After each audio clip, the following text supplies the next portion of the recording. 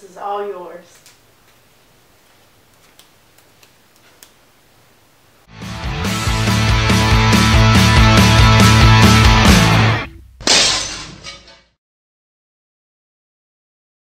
Hey guys, it's John from ARTV. This is where I break down albums for you guys and hopefully make it simple for you guys to understand whether maybe you should check it out or maybe you should skip it. Really, I recommend giving every album a listen though, because it's up to the individual whether you like something or not. Today I'm going to be talking about the second album from experimental rock group Alt-J. They're from Leeds, England. There's a simple command on Macintosh computers. If you press the Alt key along with the letter J, a delta symbol, a triangle such as this, will appear on your screen. Originally formed under the moniker Films, the band ended up changing their name and named it after this symbol which appears on a Mac computer. Go ahead and try it and see if it works. The trio have a unique talent and sound unlike any other band I've ever heard, effortlessly creating these kind of vivid dream worlds and a style of music that can really only be described as ethereal. It's held together by these charming synthesizers, unique vocals, splashes of electronica here and there, and even some intricate guitar structures. You might kind of brush off this group as just hipster garbage and a bunch of nonsense, but I find that Alt-J are only truly appreciated once you discover the intricacies of their music. This is All Yours, the title of their second album, comes off as a very diverse piece of art, with the band playing around with sounds that they've never tried before, like on Left Hand Free, and focusing on getting into more of a consistent groove on an album, especially in the album's latter half. I may have set the expectation bar a little bit too high for This Is All Yours, but that's only because I still play the hell out of an awesome wave, and I was just really hoping for something of that caliber. I was a bit weary of a sequel track appearing, like Blood Flood Part 2, and also their lack of a bassist. Will Sansbury left the group in early January of this year, and I wasn't exactly sure how things were going to go. Apparently he's still on good terms with the band though, so that's good to hear. While I do find that they wander a little bit on the instrumentals and opt for a softer and more stripped back sound on some parts of the record, the guys still provide plenty of gripping instrumentals and lyrical puzzles that should please the majority of the fan base. Alt-J are proving themselves to be pretty damn talented when it comes to starting off a record. Once again, one of the best songs on the album is the intro, aka This Is All Yours. There's some familiar La La La style chants going on in this one, which slowly turns into this full-blown masterpiece full of huge roaring synthesizers and a sound really reminiscent of Taro from their last record. Lyrically, we see the hip-hop influences that they've always had. They've always stated that they were big fans of Dr. Dre, the Wu-Tang Clan. We see that kind of infiltrating the intro almost immediately as lead singer Joe Newman sings lines like,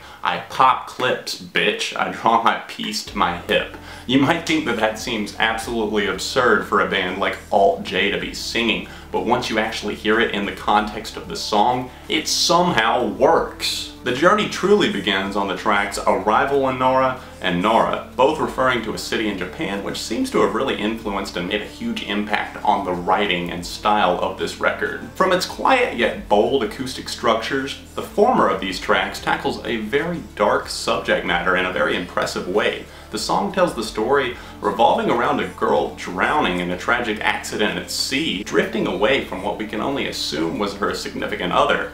It's not a favorite necessarily for me, but it's definitely very chilling. Nara seems like more of a full band effort with a very beautiful piano and vocal arrangement, eventually leading into this synth and chime climax. Tom's drumming is also worth noting not only on this track, but honestly all throughout the album. All throughout this record, Alt-J seem to be painting a picture for us, and that's why I feel like the album cover is so fitting. There's not just one color on the cover of this album. There's several different colors, just like there's several different styles of music being performed here on this record. One thing that's consistent with this band, not only on this record, but just all throughout their career, is the odd and subtle nuances that are found and placed on each song. Whether it be Newman's strange lyrics that really have to be studied to be appreciated, or else this almost hidden melody that appears on some of the tracks, it's all about the secret treasures. Pusher is one of those songs that has a different pace and style to it. I don't think it offers as much as some of the tracks on this album do, but the chorus is inevitably warm and memorable.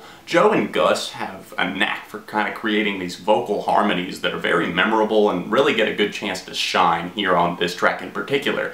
Mostly because of the fact that everything is very stripped back, raw, and intimate on this one, so the spotlight is kind of turned onto the vocals. Let's take a moment to discuss the singles that have been released from this album. Hunger of the Pine almost instantly struck me as one of the best pieces of work that Alt-J have done to date. It's not extremely complex in nature, but it has a message that is very relatable to many people, pining for someone so much that it almost kind of hurts you, emotionally and physically. Imagine all of that presented to you in this crisp and delectable package that encompasses everything from this light and airy synth to a Miley Cyrus sample from her song 4x4 where she says, "I'm the female rebel," all without compromising the integrity of the band. I'm a female rebel. If you can make a Miley Cyrus sample somehow fit into a very brooding and dark sounding song, you're doing it right. The song might start off a little bit light, but rest assured, this thing packs a big punch. You're not going to want to miss any part of this song. Left Hand Free threw the world for a loop whenever it was premiered. Whether this song was written to appease their label that was demanding a more mass-appealing single or not, the song somehow manages to work.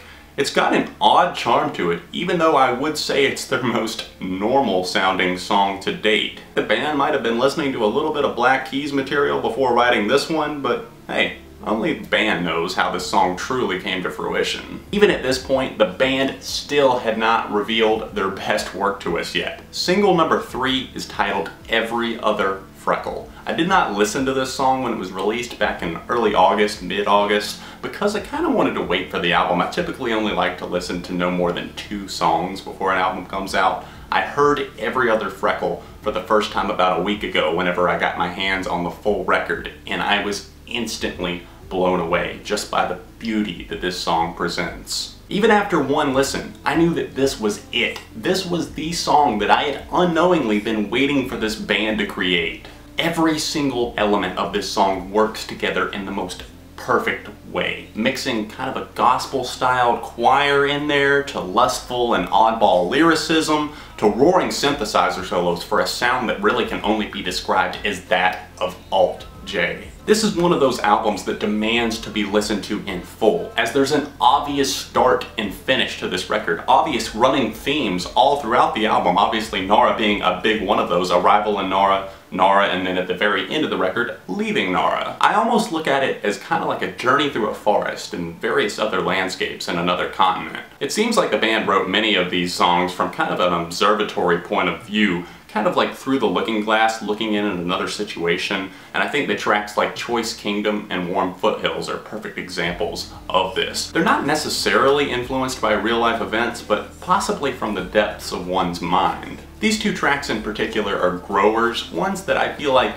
a casual fan of music wouldn't just sit down and automatically love. Maybe I'm wrong, but Choice Kingdom in particular just doesn't feel like one that would make sense outside of the context of a record. Warm Foothills is a completely different story. It's instantly recognizable as one of the most beautiful creations here on the album. Whistling, tambourines, additional vocals from Bright Eyes, aka Connor Oberst, and Liana LaHavis are all in the mix here on this gem. The Gospel of John Hurt is the final track that I thought was worth noting, just because of its inventive feel and really fascinating musicianship. They once again have a rather large build-up to the track. That's something that they did on several of the cuts here on This Is All Yours, but it had a big payoff. It comes in with this kind of big chime solo, and then there's that lustrous guitar floating around in the background. Everything about the song is really encompassing what Alt-J is all about, and that is making beautiful music. It turns out that Alt-J can pull off a sequel track and a Miley Cyrus sample a whole lot better than the majority of us would have thought. The charm and creativity is definitely there, but it's not bleeding through as much as it did on their debut. They're craftsmen, making what they please and making songs that they feel passionate about, but This batch of songs does slightly disappoint me. For me, it's a 4 out of 5. If you would like to see my thoughts on An Awesome Wave, you can click the link in the description down below. If you guys have heard the record, let me know your thoughts on it in the comment section down below. Let me know what you're thinking of the singles as well, like Hunger of the Pine and Every Other Freckle. And of course, you can find me on Facebook, Twitter, maybe even my vlog channel. The links are down there in the description. You can click right here if you'd like to see my last review, or you can click here to go to my second channel. Hit the like button on this review, subscribe to the channel. We're closing in on 9,000 subscribers and my 5-year anniversary. Thank you guys so much for watching ARTV Beyond the Reviews.